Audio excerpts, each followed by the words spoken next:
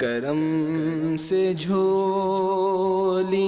منگتوں کی یا خدا یا رب۔ الحمدللہ رب العالمین والصلاة والسلام علی سید المرسلین، اما بعد فاعوذ باللہ من الشیطان الرجیم، بسم اللہ الرحمن الرحیم۔ الصلاة والسلام علیک یا رسول اللہ وعلی آلک واصحابک یا حبیب اللہ۔ الصلاة والسلام علیک یا نبی اللہ وعلی آلک واصحابک یا نور اللہ۔ مدنی چینل کے ناظرین، سلسلہ فیضان رمضان میں حاضر ہیں۔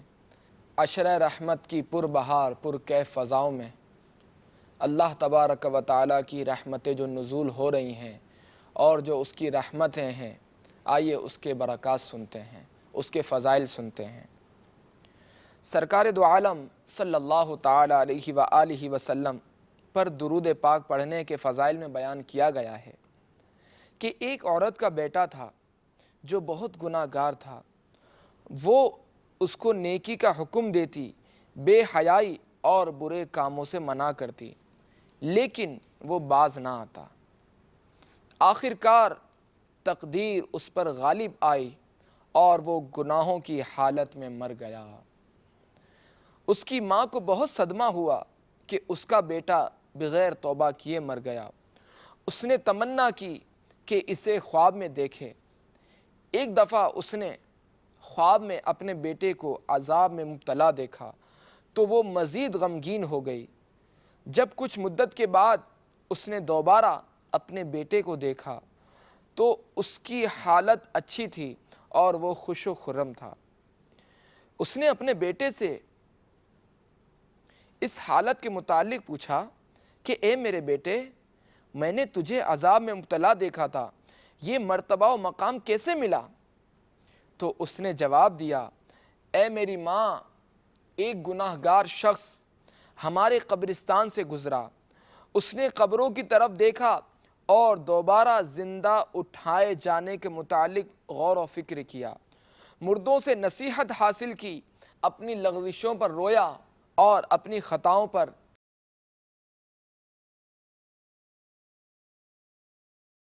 کبھی گناہوں کی طرف نہ پلٹے گا۔ تو اس کی توبہ سے آسمان کے فرشتے بہت خوش ہوئے اور کہنے لگے، سبحان اللہ، اس شخص نے اپنے رب عز و جل کے ساتھ کیا ہی خوب صلح کی ہے۔ جب اس نے سچی توبہ کر لی تو اللہ تبارک و تعالیٰ نے اس کی توبہ قبول فرما لی۔ پھر اس نے کچھ قرآن حکیم پڑھا اور حضور نبی کریم رؤوف الرحیم علیہ افضل الصلاۃ والتسلیم پر 20 مرتبہ درود پاک پڑھا اور اس کا ثواب ہم سب قبرستان والوں کو پہنچایا، اس کا ثواب ہم پر تقسیم کیا گیا، تو مجھے بھی اس سے بھلائی ملی جس کے سبب اللہ تبارک و تعالی نے مجھے بخش دیا اور مجھے وہ مقام عطا کیا گیا جو آپ ملاحظہ فرما رہی ہیں۔ اے امی جان، یاد رکھیے حضور نبی اکرم نور مجسم شاہ بنی آدم صلی اللہ تعالی علیہ وآلہ وسلم پر درود پاک پڑھنا دلوں کا نور، گناہوں کا کفارہ اور زندوں اور مردوں کے لیے رحمت ہے۔ صلو علی الحبیب صلی اللہ تعالی علی محمد۔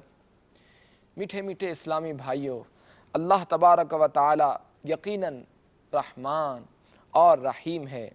جو اس کی رحمت پر نظر رکھے اور اس کے ساتھ اپنا حسن ظن قائم کرے، انشاءاللہ العزیز دونوں جہاں میں اس کا بیڑا پار ہے۔ اللہ تبارک و تعالیٰ کی رحمت سے اس کو کبھی بھی محرومی نہیں ہو سکتی۔ چنانچہ تفسیر نعیمی پارہ اول کے صفحہ 38 پر ہے، 2 بھائی تھے، ایک پرہیزگار دوسرا بدکار۔ جب بدکار مرنے لگا تو پرہیزگار بھائی نے کہا، دیکھا تجھے میں نے بہت سمجھایا مگر تو اپنے گناہوں سے باز نہ آیا، اب بول تیرا کیا حال ہوگا؟ اس نے جواب دیا کہ اگر قیامت کے روز میرا رب عز و جل میرا فیصلہ میری ماں کے سپرد کر دے گا تو بتاؤ ماں مجھے کہاں بھیجے گی، دوزخ میں یا جنت میں؟ پرہیزگار بھائی نے کہا کہ ماں تو واقعی جنت ہی میں بھیجے گی۔ گناہ گار بھائی نے جواب دیا میرا رب عز و جل میری ماں سے بھی زیادہ مہربان ہے، یہ کہا اور انتقال ہو گیا۔ بڑے بھائی نے خواب میں اسے نہایت خوشحال دیکھا، مغفرت کی وجہ پوچھی، کہا مرتے وقت کی اسی بات نے میرے تمام گناہ بخشوا دیے۔ اللہ تبارک و تعالی کی ان پر رحمت ہو اور ان کے صدقے ہماری مغفرت ہو۔ ہم گناہ گاروں پہ تیری مہربانی چاہیے، سب گناہ دھل جائیں گے، رحمت کا پانی چاہیے۔ حضرت میاں بخش رحمت اللہ تعالی علیہ اپنے کلام سیف الملوک میں اللہ تبارک و تعالی کی رحمت کا ذکر کرتے ہوئے کیا خوب فرماتے ہیں، جے میں ویکھاں عملہ والے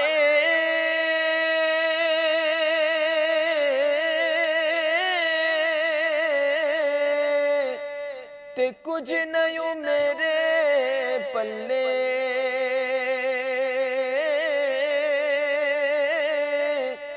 جے میں ویکھاں رحمت تیری تے بلے بلے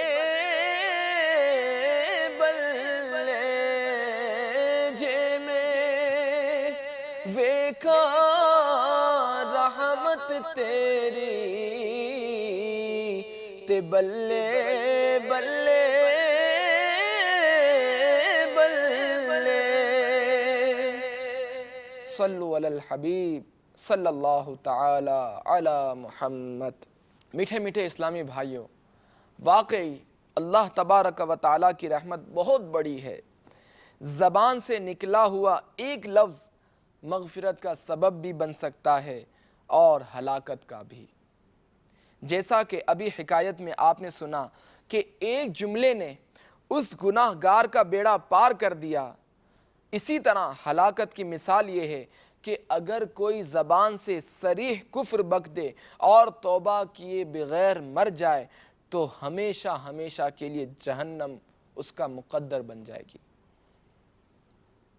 حضرت سیدنا امیر المؤمنین عمر بن خطاب رضی اللہ تعالیٰ عنہ فرماتے ہیں کہ ایک دفعہ کچھ قیدی نبی امی مکی مدنی رسول ہاشمی محمد عربی صلی اللہ تعالیٰ علیہ وآلہ وسلم کی بارگاہ میں لائے گئے تو ان میں ایک عورت بھی تھی، اس کے پستان دودھ سے چھلک رہے تھے، وہ اسی حالت میں ادھر ادھر گھوم رہی تھی اور جب بھی وہ قیدیوں میں کوئی شیر خوار بچہ پاتی تو اسے اٹھا لیتی اور اسے اپنے سینے سے لگا کر اسے دودھ پلاتی۔ تو نبی رحمت شفیع امت صلی اللہ تعالیٰ علیہ وآلہ وسلم نے ہمیں فرمایا تمہارا کیا خیال ہے، کیا یہ عورت اپنی اولاد کو آگ میں پھینک سکتی ہے؟ حضرت سیدنا امیر المؤمنین عمر بن خطاب رضی اللہ تعالیٰ عنہ فرماتے ہیں تو ہم نے عرض کی ہرگز نہیں، یہ تو پوری کوشش کرے گی کہ وہ اولاد کو آگ میں نہ پھینکے۔ تو پھر آپ صلی اللہ تعالیٰ علیہ وآلہ وسلم نے ارشاد فرمایا اللہ ارحم بعبادہ من ہذہ بولدہا، کہ اللہ تبارک و تعالی اپنے بندوں پر اس سے بھی زیادہ رحم فرمانے والا ہے جتنا کہ یہ عورت اپنی اولاد پر۔ صلو علی الحبیب صلی اللہ تعالی علی محمد۔ میرات المناجی میں اس حدیث پاک کی شرح میں ہے اس عورت کا بچہ اس سے جدا ہو چکا تھا، وہ اپنے بچے کو یاد کر کے دوسرے بچوں کو دودھ پلا رہی تھی، مہربانی کر رہی تھی۔ حکیم الامت مفتی احمد یار خان صاحب فرماتے ہیں جیسے ماں نہیں چاہتی میرا بچہ آگ میں جلے، ایسے ہی رب تبارک و تعالی نہیں چاہتا کہ میرا بندہ آگ میں جلے، تو وہ ماں سے زیادہ مہربان ہے۔ خیال رکھے یہاں چاہنا بمعنی راضی ہونا ہے، نہ کہ بمعنی ارادہ کرنا۔ رب تبارک و تعالی نہ کفر سے راضی ہے نہ فسق سے، یعنی برائی سے۔ دنیا کا ہر کام اللہ تبارک و تعالیٰ کے ارادے سے ہے، نہ کہ اس کی رضا سے۔ لوگ اپنی حرکتوں سے دوزخ میں جاتے ہیں، اللہ تبارک و تعالیٰ ان کے جانے سے راضی نہیں۔ صلو علی الحبیب صلی اللہ تعالی علی محمد۔ حضرت سیدنا عامر رضی اللہ تعالیٰ عنہ سے روایت ہے کہ ہم شافع امم سراپا جود و کرم رسول محتشم صلی اللہ تعالی علیہ وآلہ وسلم کی بارگاہ کرم میں حاضر تھے کہ ایک آدمی آیا جو اپنے اوپر چادر لپیٹے ہوئے تھا اور اس کے ہاتھ میں کوئی چیز تھی جسے اس نے چادر میں لپیٹ رکھا تھا۔ اس نے عرض کی، یا رسول اللہ صلی اللہ تعالی علیہ وسلم، میں درختوں کے ایک جھنڈ کے پاس سے گزرا تو میں نے اس میں کسی پرندے کے بچوں کی آوازیں سنی، چنانچہ میں نے انہیں پکڑ لیا اور اپنی اس چادر میں رکھ لیا۔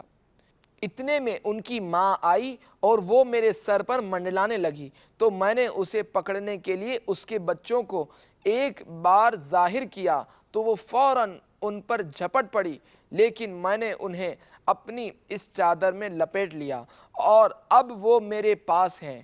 تو حضور نبی کریم صلی اللہ تعالی علیہ وآلہ وسلم نے فرمایا، انہیں رکھ دو۔ پس میں نے انہیں رکھا اور ان کی ماں بھی ان کے ساتھ ساتھ ہی رہی، اسے اپنی جان کی فکر قطعاً دامن گیر نہ ہوئی۔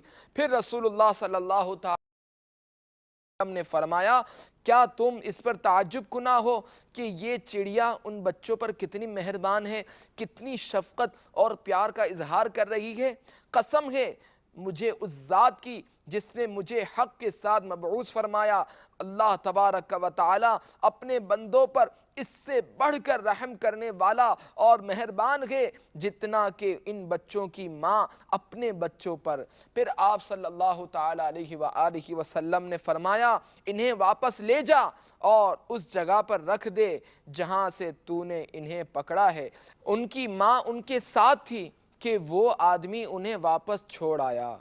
مرات المناجی میں اس حدیث پاک کی شرح میں ہے کہ پرندے کے بچے ابھی اتنے چھوٹے تھے کہ اڑ نہیں سکتے تھے اور ان کی ماں انہیں دانہ دیتی تھی۔ معلوم ہوا کہ جنگل کی چڑیا، پرندے اور ان کے بچے کسی کی ملک نہیں، ہر شخص انہیں پکڑ سکتا ہے، کیونکہ نبی کریم رحیم علیہ افضل الصلاۃ والتسلیم نے اس فعل پر یعنی اس کام پر انہیں تنبیہ نہ فرمائی۔ وہاں ایسے بچوں کو ماں سے جدا نہ کیا جائے بلکہ انہیں ان کی جگہ پہنچا دے، مگر کسی کا پالتو جانور اور اس کے بچے دوسرا آدمی نہیں پکڑ سکتا، اگر پکڑے گا تو مجرم ہوگا۔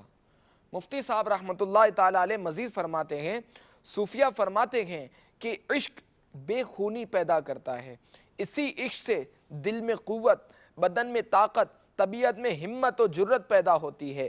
دیکھو چڑیا انسان سے ڈرتی ہے مگر بچوں کے عشق نے اس کے دل سے ڈر، نفرت سب نکال دیا، بلکہ کبھی ایسی چڑیا انسان پر حملہ کر دیتی ہے جب دنیا کے عشق کا یہ حال ہے تو جسے اللہ تبارک و تعالی عشق مصطفیٰ صلی اللہ تعالی علیہ وآلہ وسلم نصیب کرے، اس میں دلیری کیوں نہ پیدا ہو جائے۔ کربلا میں حسینی قافلہ 72 آدمیوں پر مشتمل تھا اور مقابلے میں 22,000 یزیدی، مگر حسینی قافلے کی ہمت، شجاعت، دلیری آج تک مشہور ہے۔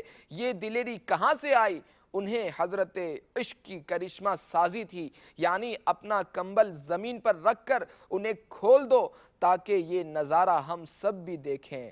معلوم ہوا کہ جانوروں کی حرکات کا تماشا دیکھنا اگر لہو و لعب کی نیت سے نہ ہو بلکہ عبرت حاصل کرنے کی نیت سے ہو تو جائز ہے۔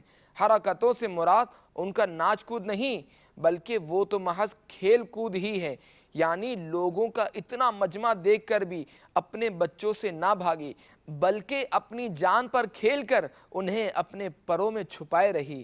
بندوں سے مراد سارے بندے ہیں، مومن ہوں یا کافر، متقی ہوں یا فاجر۔ پہلے عرض کیا جا چکا ہے کہ بارگاہ الہی میں گناہوں گار سے اسی رحمت کی بنا پر اللہ تبارک و تعالیٰ نے بندوں میں انبیاء اولیاء بھیجے۔ کافر یا مجرم خود اپنے کو مستحق کر لیتے ہیں، رب تبارک و تعالیٰ ان کے جہنم میں جانے سے راضی نہیں۔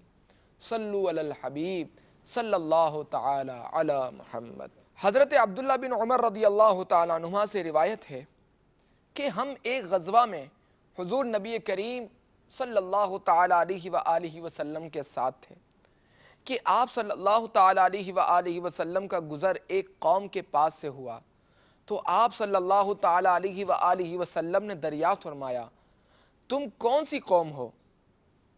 انہوں نے عرض کی، ہم مسلمان ہیں۔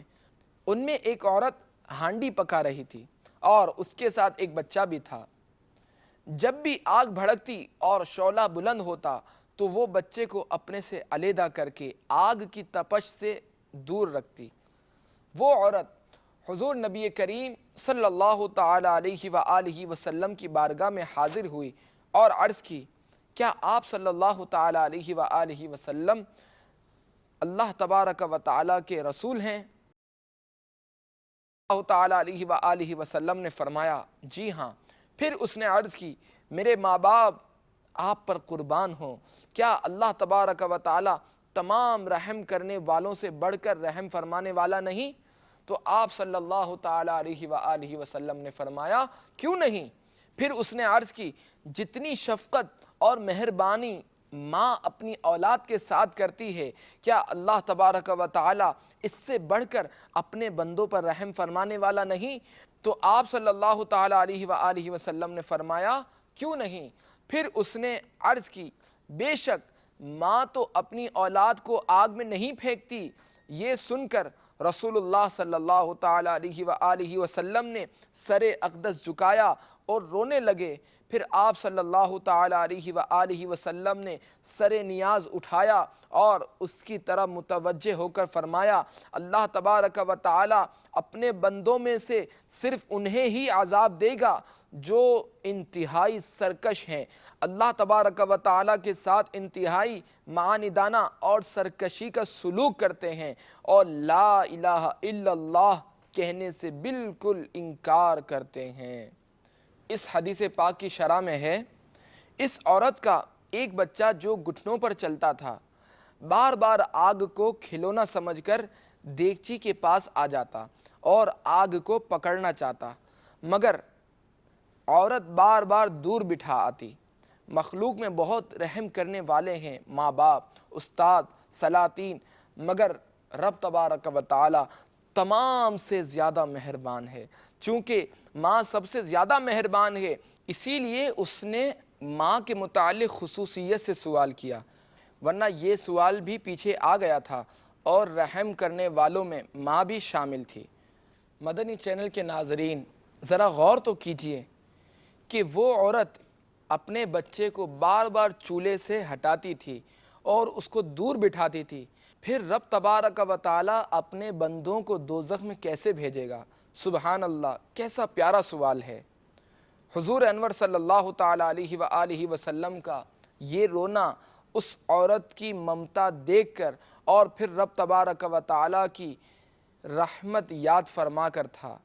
رونا کبھی خوف سے ہوتا ہے، کبھی شوق سے، کبھی ذوق سے اور کبھی جوش۔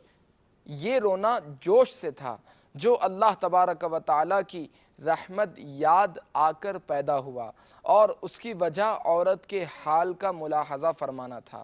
عذاب صرف کفار کو ہوگا، وہ بھی ان کے اپنے قصور و سرکشی سے۔ جیسے مہربان ماں نالائق اور سرکش بیٹے کو آگ کر کے نکال دیتی ہے، رہے گناہ گار مسلمان انہیں دوزخ میں کچھ روز کے لیے ڈالنا تعذیب نہیں بلکہ تہذیب ہے، یعنی ان کی صفائی کر کے انہیں جنت کے لائق بنانا۔ جیسے سونے کو آگ میں تپا کر زیور بنا کر محبوب کے گلے کے لائق بنایا جاتا ہے، تو یہ آگ گویا نالائق کے لیے رحمت ہوگی۔ ماں گندگی میں بھرے ہوئے بچے کو سخت سردی میں نہلاتی دھلاتی ہے، جس سے بچے کو تکلیف ہوتی ہے، مگر اس سے اسے صفائی میسر ہو جاتی ہے۔ صلو علی الحبیب صلی اللہ تعالی علی محمد۔ مدنی چینل کے ناظرین، اللہ جل مجدہ کے ہر کام میں حکمت ہوتی ہے۔ یہ ذہن مت بنائیے کہ صرف نیک بندوں ہی پر امتحان آتا ہے، بسا اوقات گناہ گاروں کو بھی مصیبتوں میں مبتلا کر کے ان کو گناہوں کی آلودگیوں سے پاک کیا جاتا ہے۔ چنانچہ مفسر شہیر حکیم الامت حضرت مفتی احمد یار خان علی رحمت الحنان اپنی دل پذیر تقریر میں فرماتے ہیں، حضرت بایزید بسطامی علی رحمت اللہ الہادی کسی جگہ سے گزر رہے تھے۔ آپ نے ملاحظہ فرمایا کہ ایک بچہ کیچڑ میں گر گیا ہے اور اس کے کپڑے اور جسم لتھڑ گئے۔ سب لوگ دیکھتے ہوئے گزر جاتے ہیں، کوئی پرواہ بھی نہیں کرتا۔ کہیں دور سے ماں نے دیکھا، دوڑتی ہوئی آئی، 2 تھپڑ بچے کے لگائے، کپڑے اتار کر دھوئے، اسے غسل دیا۔ حضرت بایزید رحمت اللہ تعالی علیہ کو یہ دیکھ کر وجد آ گیا اور فرمایا کہ یہی حال ہمارا اور رحمت الہی عز و جل کا ہے۔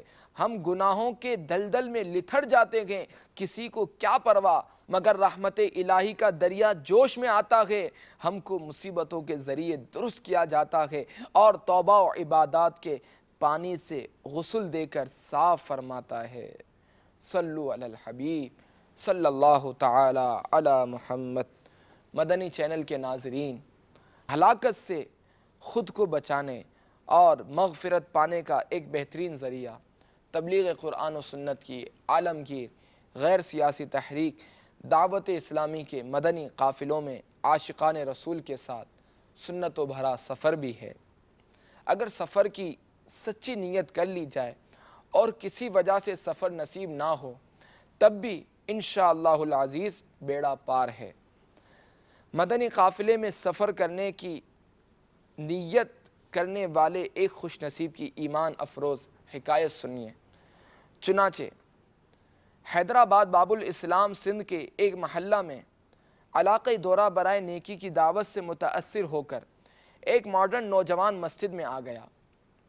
بیان میں مدنی قافلوں میں سفر کی ترغیب دلائی گئی تو اس نے مدنی قافلے میں سفر کرنے کے لیے نام لکھوا دیا۔ ابھی مدنی قافلے میں اس کی روانگی میں کچھ دن باقی تھے کہ قضائے الہی عز و جل سے اس کا انتقال ہو گیا۔ کسی اہل خانہ نے مرحوم کو خواب میں اس حالت میں دیکھا کہ وہ ایک ہریالے باغ میں حشاش بشاش جھولا جھول رہا ہے۔ پوچھا، یہاں کیسے آ گئے؟ جواب دیا، دعوت اسلامی کے مدنی قافلے کے ساتھ آیا ہوں، اللہ تبارک و تعالی کا بڑا کرم ہوا ہے، میری ماں سے کہہ دینا کہ وہ میرا غم نہ کرے، میں یہاں بہت چین سے ہوں۔ صلو علی الحبیب صلی اللہ تعالی علی محمد۔ میٹھے میٹھے اسلامی بھائیوں، یہاں ایک شریعت کا نقطہ ذہن نشین فرما لیجئے کہ غیر نبی کا خواب شریعت میں حجت نہیں، مگر ہمیں اللہ تبارک و تعالیٰ کی رحمت سے امید رکھنی چاہیے اور ساتھ ہی ساتھ اس کی خفیہ تدبیر سے بھی ڈرنا چاہیے۔ یہ سب اللہ تبارک و تعالیٰ کی مشیت پر ہے کہ اگر چاہے تو کسی ایک گناہ پر گرفت فرما لے اور چاہے تو کسی ایک نیکی پر نواز دے، یا محض اپنے فضل و کرم سے یوں ہی نواز دے۔ اللہ تبارک و تعالیٰ سے دعا ہے کہ ہمیں اس عشر رحمت کی برکتوں سے مالا مال فرمائے، اس ماہ رمضان کے صدقے میں پیارے مصطفیٰ صلی اللہ تعالی علیہ وآلہ وسلم کی شفاعت سے مالا مال فرمائے اور حوض کوثر پر آپ صلی اللہ تعالی علیہ وآلہ وسلم کے دستہ مبارکہ سے کوثر کے جام پینے کی سعادت نصیب فرمائے۔ آمین بجاہ النبی الامین صلی اللہ تعالی علیہ وآلہ وسلم۔ تو بھر دے آشنائے رحمت کا واسطہ بھر دے،